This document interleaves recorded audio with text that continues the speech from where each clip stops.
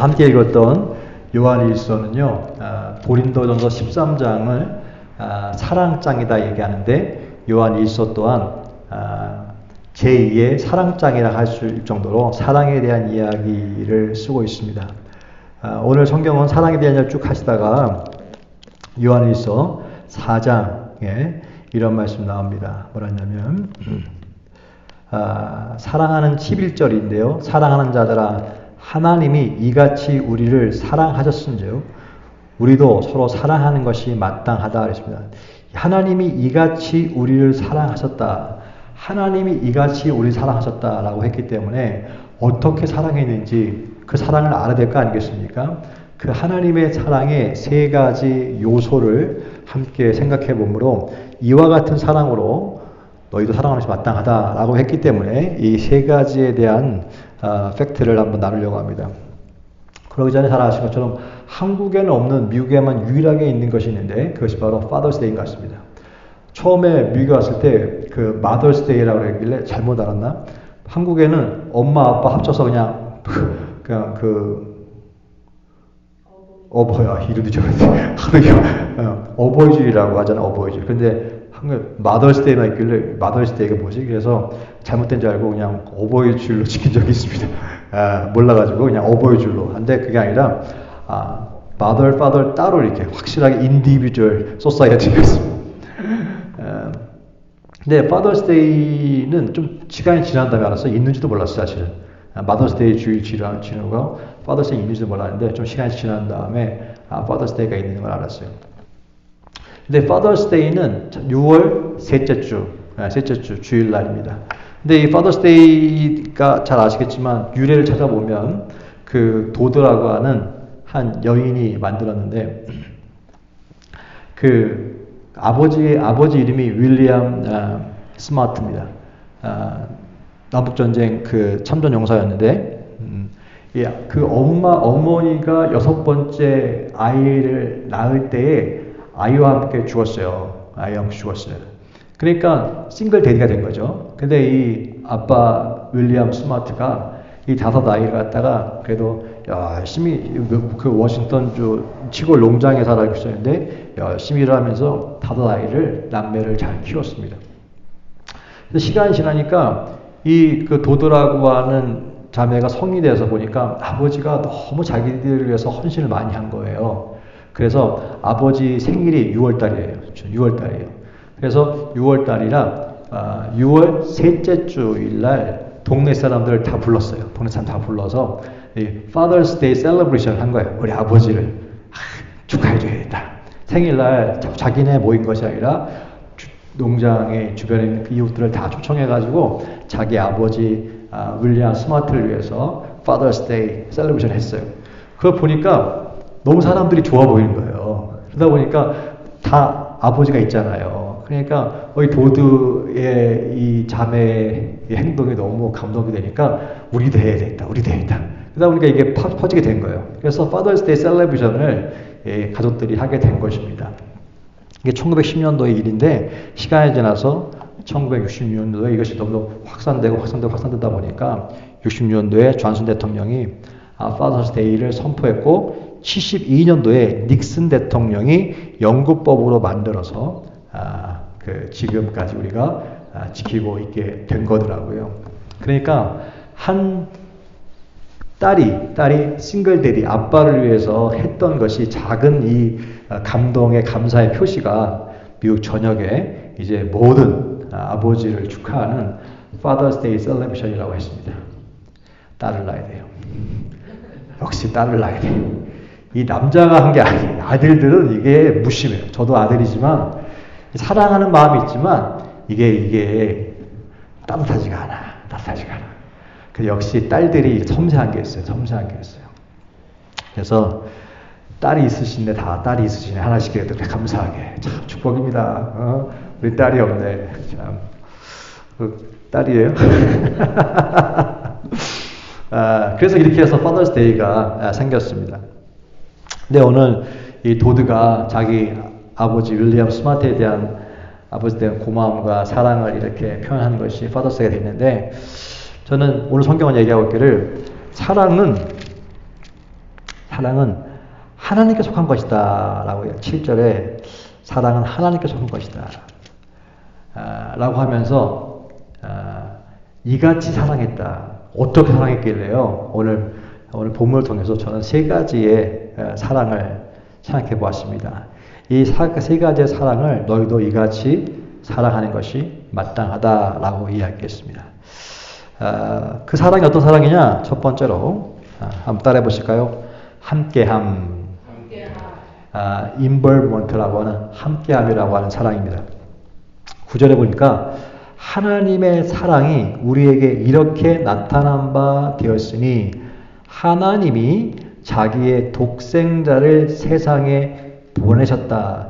하나님이 자기의 독생자를 세상에 보내셨다. 보냈어요. 그래서 그 하나님이 우리와 함께 하게 되었다. 이것이 우리에게 하나님 사랑이 나타났다. 이렇게 구절은 표현하고 있는 것입니다. 이 땅에 직접 오셔서 함께한 것이 사랑의 출발이었습니다. 함께해서 뭐 했느냐? 친히 오셔서 우리가 똑같이 유혹을 당하셨고 고통도 당하셨고 눈물도 흘리셨습니다. 호산나 영광의 자리에도 계셨고 또 땀방울이 핏방울처럼 되는 것처럼 힘든 기도의 시간도 가지고 계셨습니다. 십자가에서 인간이 당할 수 있는 그런 고의 그런 수치도 경험하셨습니다. 사랑은요, 입으로 하는 것이 아니라 사랑은 함께하는 것인 줄로 믿습니다. 하나님이 하늘에서 계시면서 이렇게 사랑한다라고 하는 것이 아니라 친히 이 땅에 오셔서 독생자를 보내주셔서 함께함으로 그 사랑을 증명했다. 함께하는 것이 이거 사랑이다라는 것입니다. 성경을 가만히 읽어보면요, 하나님은요 우리를 사랑하시는데 끊임없이 함께하시기 위해서 찾아오시는 하나님을 보게 되어집니다. 제일 처음에 하나님이 천지를 창조하셨죠. 그런 다음에 인간이 타락한 다음에 버림받았어요. 그때 우리가 죄인 되었을 때, 버림받았을 때에도 친히 하나님이 더 가까이 찾아오셨어요. 그게 어디냐면 처음에는 산이에요. 신의 산. 신의 산에서 모세를 통해서 율법을 주셨습니다.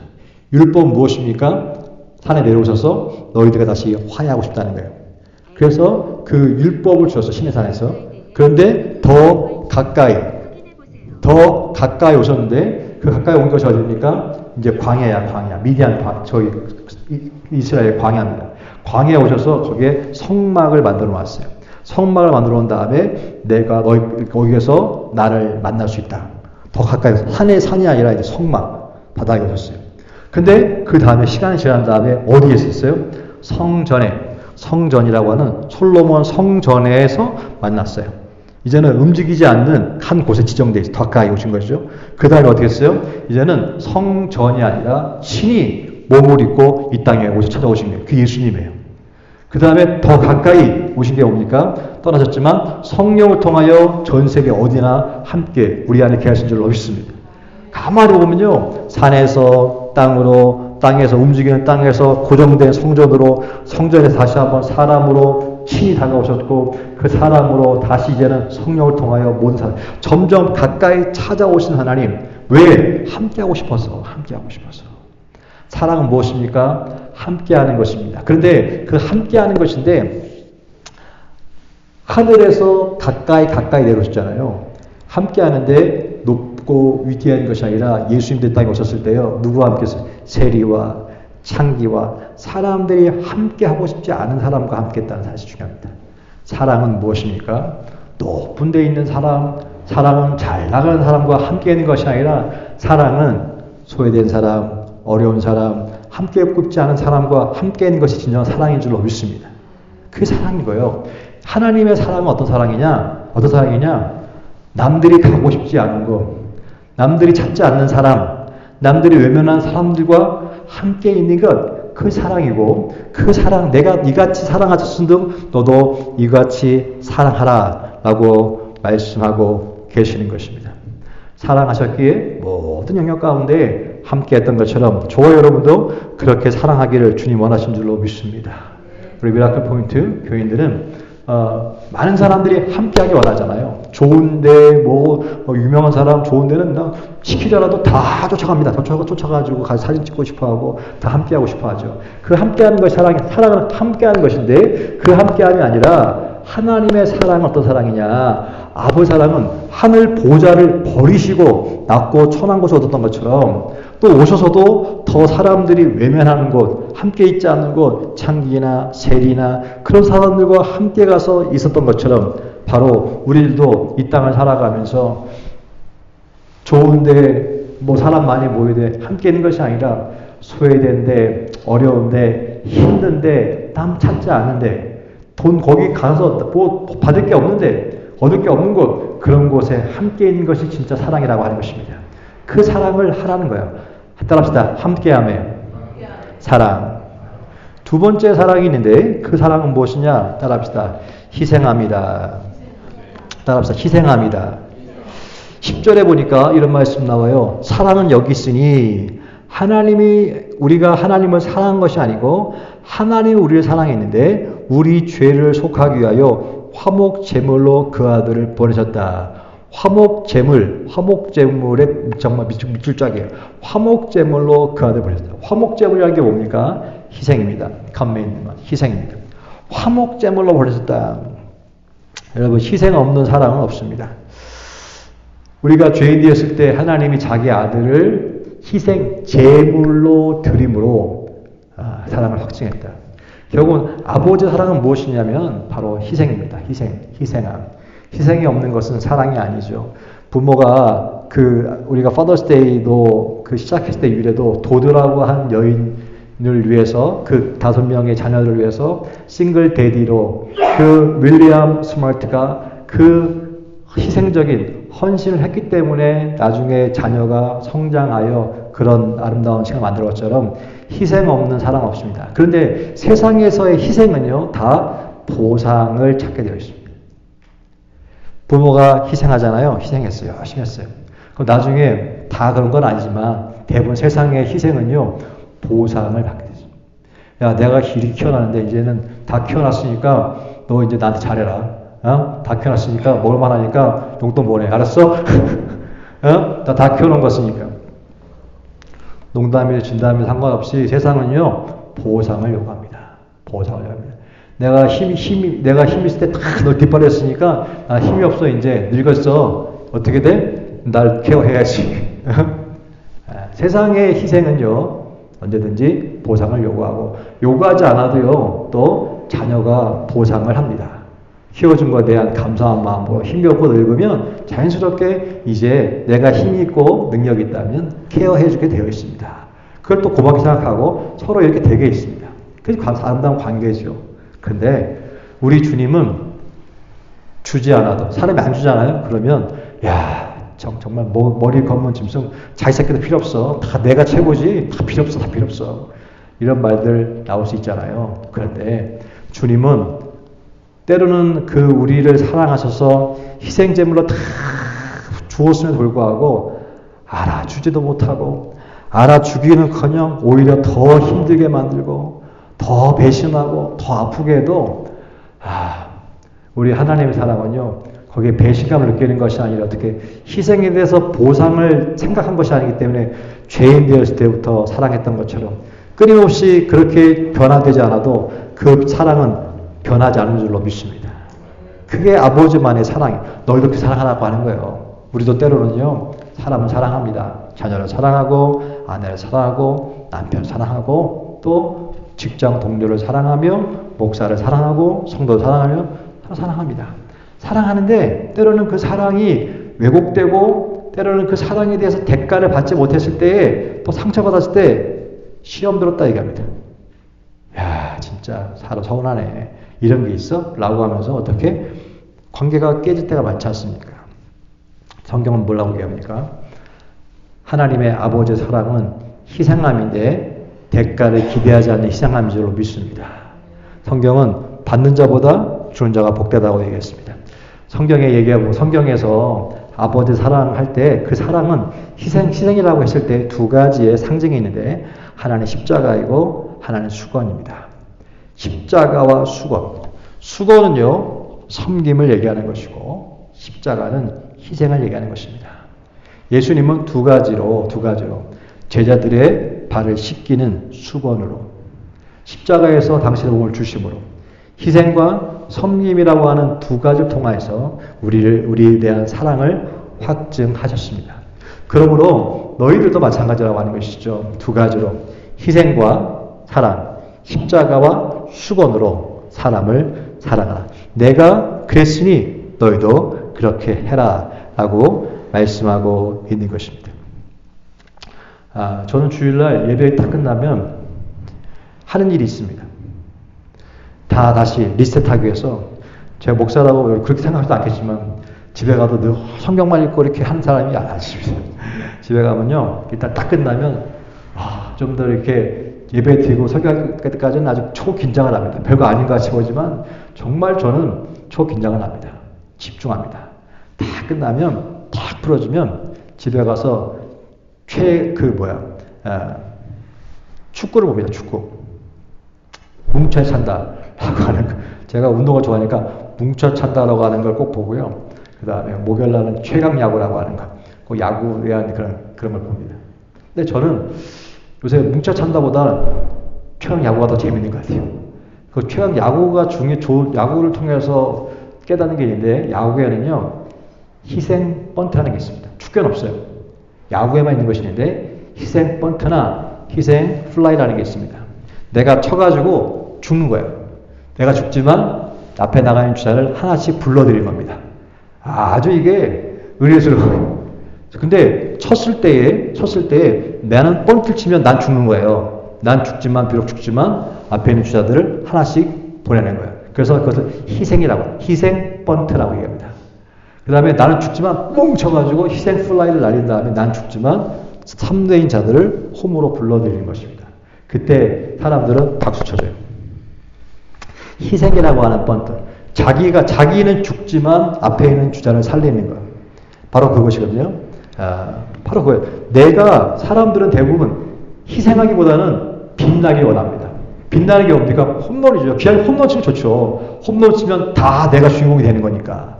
그렇지만 홈런만 있는 것이 아니라 희생 번트나 희생 플라이도 있다는 것입니다. 성경은 얘기하기를 홈런만 치려는 세상 속에서 때로는 내가 죽음으로, 희생함으로 말미암아 앞에 있는 사람들을 한 칸씩 성공시키는 그런 자가 되는 것, 이것이 바로 사랑이라고 하는 것입니다. 이게 바로 마찬가지예요. 저와 여러분에게도 세상에서 홈런 치고 내가 화려하게 보여지게 하는 세상 속에서 비록 내가 죽지만 희생하고, 그 희생 번트 할 때 되게 초라하죠. 누가 뻥 치고 싶지? 톡 치고 싶어요. 죽는 거. 폼도 빠지는데. 그렇지만 내가 팀을 위해서, 전체를 위해서 내가 죽고 사람들을 살리는 것. 이것이 바로 사랑이라고 하는 것입니다. 이게 승리라고 하는 것이죠. 공동체의 모습입니다. 저와 여러분이 때로는 내가 희생하지만, 내가 헌신하지만 이 헌신과 희생을 통하여 누군가를 살릴 수 있다면, 결국은 뭐예요? 신앙생활 마찬가지 아닙니까? 여러분들의 헌신을 통하여 예배가 만들어지고 예배가 진행되며 그 다음에 하나님 나라가 확장되고 있는 줄로 믿습니다. 그게 바로 뭡니까? 사랑이라고 하는 거예요. 사랑이라고. 하나님이 그렇게 우리를 사랑한 것처럼 너희도 그렇게 사랑한 것이 마땅하다.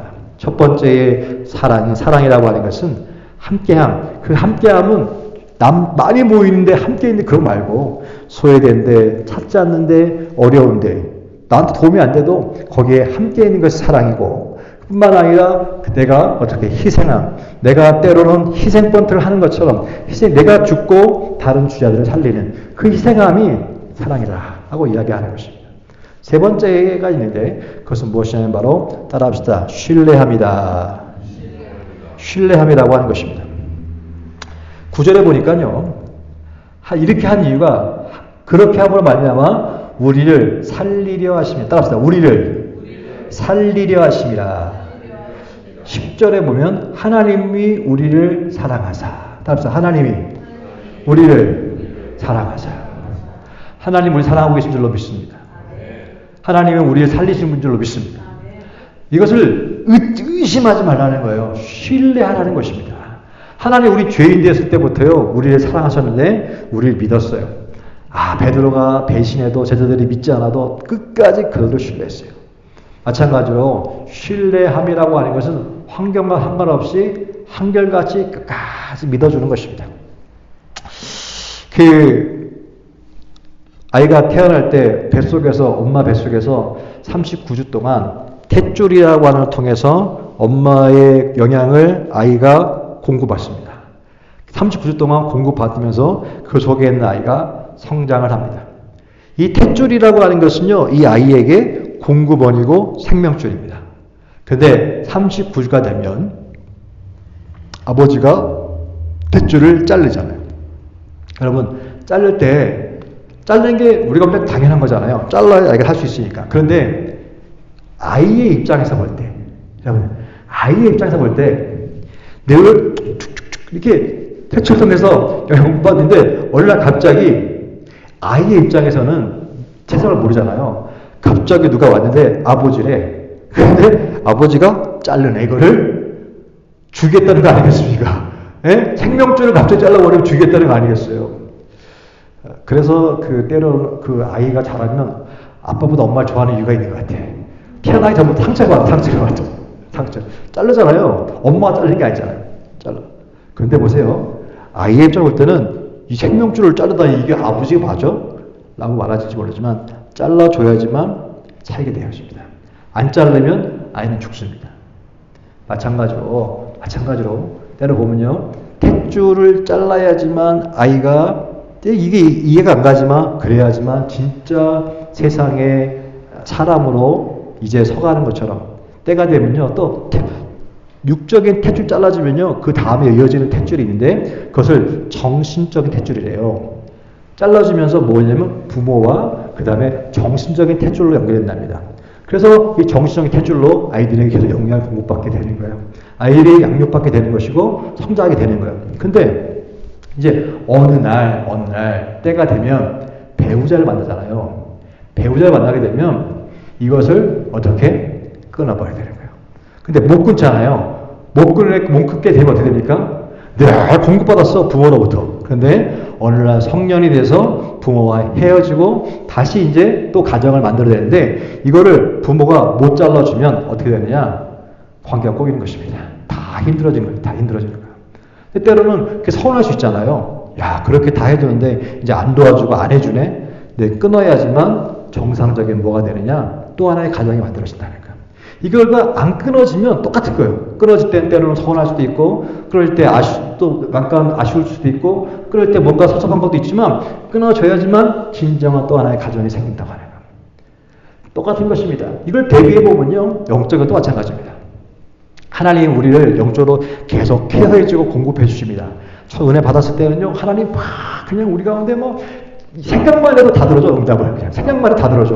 근데 어느 순간 보면요, 이거는 생각을커녕 기도를 그렇게 빡세게 해도 응답이 없어. 응답을 안 해도 상관없는데 문제가 더 많이 생기네. 더 어렵네. 서운할 때가 있어요, 때로는. 그때 생각할 것이 있습니다. 뭐냐면 이제는 어린아이가 영적으로 어린아이가 아니라 장성한 만큼 분량이 자랐으면 하나님께서 우리를 다루시는 방법이 달라져요. 사실은. 달라져요. 그때 때로는 우리 마음 가운데 하나님의 마음을 모를 때, 하나님 아버지의 마음을 모를 때는요, 야속하기도 하고, 서운하기도 하고, 왜 이렇게 때로는 나한테 잔인하게 하시나, 이런 생각이 들 때가 있습니다. 그런데 어떤 상황에 있든지 부모는 자녀를 사랑하는 마음이 변하지 않아요. 자녀가 부모를 사랑한다고 말하지만, 사실은요, 자녀가 부모를 사랑하는 만큼보다 부모가 자녀를 사랑하는 마음이 더 크다는 사실입니다. 아무리 뭐라 그래도 부모는요, 자녀를 더 많이 사랑하게 되고 있습니다. 그게 진짜입니다. 물론 때는 세상이 악하니까 때로는 그렇지 않은 사람도 있겠지만 이게 정상적인 겁니다. 왜냐하면 무한대의 사랑이거든요. 하나님이 우리가 주님 사랑하는 것보다 주님을 더 많이 사랑하십니다. 때로는 우리가 이해가 되지 않는 환경 가운데 있어도 때로는 우리가 왜 하나님 저렇게 하실까라고 생각이 이해되지 않아도 하나님은요, 우리를 사랑하는 것이 변하지 않습니다. 성경에 이야기하기를 하나님이 우리를 살리려 하심이라. 살리려 하심이라. 저는 그 아주 옛날 얘기죠. 옛날 얘기 때 그 설교를 들은 적이 있는데 원트와 그 다음에 뭐지 그 주는 게 원트잖아요. 원트하고 그 다음에 갑자기 생각이 안 나네. 네, 그게 있는데 뭐냐면 하나님이 우리 가운데 주고자 하는 하나님 우리 가운데 주고자 하나님 우리 가운데 주고자 하는 게 있고 또 우리가 하나님 앞에서 받기를 원하는 게 있습니다. 받기 원하는 게 있습니다. 그죠? 근데 그때에 내가 엄마한테 하나님 앞에서 하나님 이거 주세요라고 달라 그랬을 때 그 달라 그랬을 때에 그거하고 하나님이 내게 주길 원하시는 거하고 딱 맞으면 너무 행복하지만 그것이 맞지 않게 됐을 때 불행해지는 것이죠. 아이가 아이스크림 너무 먹고 싶네. 아이스크림. 근데 때로는 부모가 너무 많이 먹으면 다르니까 안 준단 말이에요. 안 줘. 그러니까 나는 진짜 아이스크림 원하는데 부모가 올 때는 아이스크림이 필요하잖아. 원투와 니드구나. 생각났습니다. 부모가 올 때 얘한테 필요한 거는 지금 아이스크림이 아니라 그냥 아이스 큐브나 그런 게 오히려 지금 좋아. 너무 많이 먹기 때문에. 얘한테 필요한 게 그거예요. 그렇지만 아이는 나 지금 아이스크림 먹고 싶단 말이야. 원하는 거하고 필요한 것이 충돌되었을 때에 뭐가 앞서야 됩니까? 원하는 것이 아니라 필요한 것을 주었을 때에 왜? 이게 때로는 내가 마음에 들지 않아. 난 이게 필요하지 않은 것 같지만 하나님 보실 때 이게 더 필요한 거야. 라고 했을 때 이 아이의 입장에서는 필요한 내가 원하는 게 아니야. 불편할 수 있지만 멀리 보면 이게 더 좋은 거예요. 그런 의미에서 이렇게 하려면 뭐가 필요하냐? Trust. 믿는 게, 신뢰하는 게 필요합니다. 어떤 상황이 내한테 벌어진다 할지라도 때론 내가 원하는 것이 벌어지지 않고 딱 엉뚱한 것이 들어온다 할지라도 내가 신뢰할 것이 있는데 하나님은 좋으신 분이시다. 아버지는 나를 사랑하시는 분이시다. 아버지는 이게 나는 지금 이게 원하지 않은데 싫은데 주신다고 하는 것은 나에게 이것이 필요하기 때문에 주신 것이다. 라는 것을 믿을 수 있게 바랍니다. 이게 트러스트예요. 신뢰하네요. 그래서 예수님도 이 땅에 오셔서 십자가를 지지 않았어요. 아버지 할 수만 있으면 이 잔을 내게서 옮겨주세요 라고 기도했지만 그런데 내 뜻대로 내가 원하는 대로 하지 마시고 아버지 필요대로 해주세요 라고 기도한 거 아니겠습니까? 아버지 뜻대로. 그게 뭡니까? 아버지 신뢰하는 거죠. 아버지 신뢰하는 거예요. 그랬기 때문에 어떻게 됐습니까? 인류의 구원이라고 하는 위대한 역사를 이룬 줄로 믿습니다. 십자가 죽음으로 끝난 것이 아니라 부활 역사가 일어났습니다. 여러분 우리에게 필요한 것이 무엇입니까? 하나님 아버지를 신뢰하는 것입니다. 오늘 성경에서 보면 세 가지의 하나님이 우리를 이같이 사랑했다. 함께함, 희생함, 신뢰함. 세 가지를 우리에게 통해서 사랑을 보여주셨습니다. 그리고 너희도 서로 그렇게 사랑하는 것이 마땅하다라고 말씀하고 있습니다. 그러므로 우리들도 세 가지 따라합시다. 함께함으로,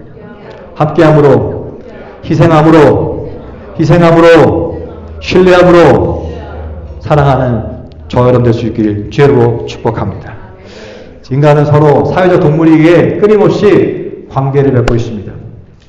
부모가 자녀를 만나고 또 그 다음에 사랑하는 사람을 만나고 또 직장이라고 하는 것에서 동료를 만나고 교회라고 하는 통해서 또 서로 성도들끼리 만나고 목회자 서로 만나고 이런 만남의 이런 관계 속에 있는데 그 모든 만남의 관계 속에서 서로 사랑하랍니다. 사랑하는데 함께함으로 가장 힘들 때 함께하는 자가 되어요.